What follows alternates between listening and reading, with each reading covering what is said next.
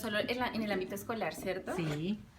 Bueno, hola, soy Yesenia Valencia. Estoy haciendo la entrevista a Diana Martínez, que es licenciada en Educación Especial. Diana, hola.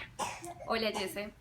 Bueno, lo primero que queremos saber es cómo funcionan los niños que son sordos en las escuelas normales. Entonces, digamos, ¿tienen como un intérprete? ¿O qué hacen los profesores? ¿O cómo funciona esa, digamos, pues esa condición especial en los niños? Bueno, yéndonos a la historia de la inclusión escolar o de cómo abordaron la educación para personas con alguna condición atípica, eh, en cuestión de personas sordas, inició en 1924 en un colegio que no me acuerdo el nombre, cuando tuvieron el ingreso a personas, a una niña sorda. La lengua de señas como tal no estaba bien establecida, pero uno de los paradigmas y el más importante de la comunicación, del lenguaje, es la imposibilidad del ser humano para no comunicarse. El ser humano necesita comunicarse de alguna manera. Entonces de ahí empezaron a ver cómo funcionaba, porque nosotros los que oímos, en el pasado teníamos muy interiorizado el discurso de ser oralistas. Entonces, todos teníamos que hablar y el ser sordo era una condición súper difícil y difícil de entender para las demás personas, porque para ellos era súper complicado entender que una persona no pudiese hablar. Se empezaron a abrir más escuelas que empezaron a atender a estas personas sordas, y entre ellos mismos empezaron a crear esta lengua de señas y a comunicarse entre ellos. Ya cuando establecieron algunas señas, ay no, No, paren. sí, no, está bien, no te preocupes. Cuando ya tenían como un lenguaje como tal, cuando ya podían comunicarse, ya podían empezar a transmitir conocimientos con sus docentes. Más en el futuro ya fueron interesándose más en la educación de las personas con discapacidad, a implementar estrategias y de cómo podían abordar la educación de las personas Diana, ¿y hoy en día cómo funciona? Hoy en día sí. deben recibir niños con discapacidad auditiva en los colegios normales. Sí, ¿Es y ley? bueno, vamos a dejar de un lado la palabra normal porque aún no está bien qué es normal. Tener dos ojos, dos oídos, o sea, no, todos somos diferentes. El ser humano del siglo XXI está concebido como un ser diverso y diferente. Entonces, hablamos de niños regulares, niños con alguna condición atípica, o niños sordos, niños ciegos, niños con discapacidad, o en condición de discapacidad, porque la discapacidad no la genera el medio, no la persona. Yéndonos, bueno, las personas que investigaron y todo, entonces dijeron, bueno, vamos a abrir escuelas, y se inició con escuelas segregadas. Entonces iban personas sordas, solo sordas y cero oyentes.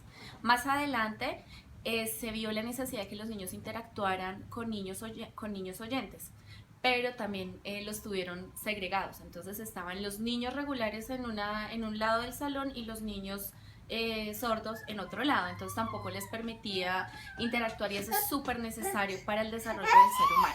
Entonces ahí es cuando hablamos del tema inclusión, que es el niño oyente relacionarse con el niño sordo, con el niño ciego, con cualquier otro tipo de personas.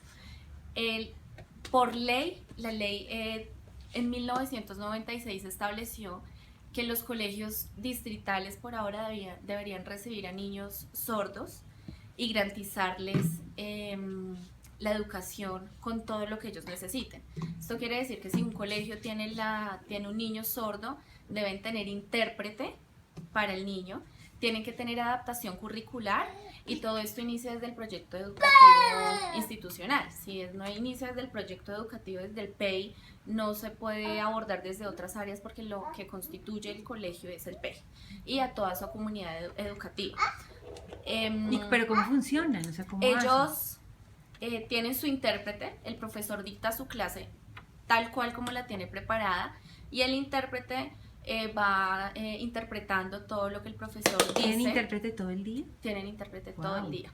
También para todo lo del apoyo escolar, si el niño debe tener algún apoyo en alguna cosa que necesite, que no entendió, el intérprete debe estar ahí, porque se debe garantizar completamente la educación y la buena transmisión de la comunicación al estudiante sordo.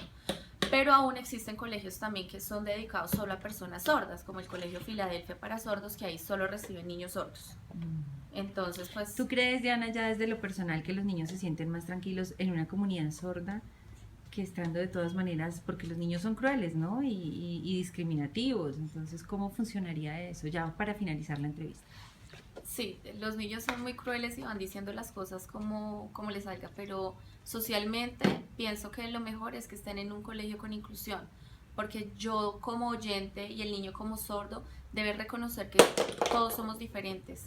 Además que está comprobado científicamente que los niños que oyen y aprenden lengua de señas desarrollan otras habilidades visoespaciales muy importantes y también bilingüismo, aprenden otras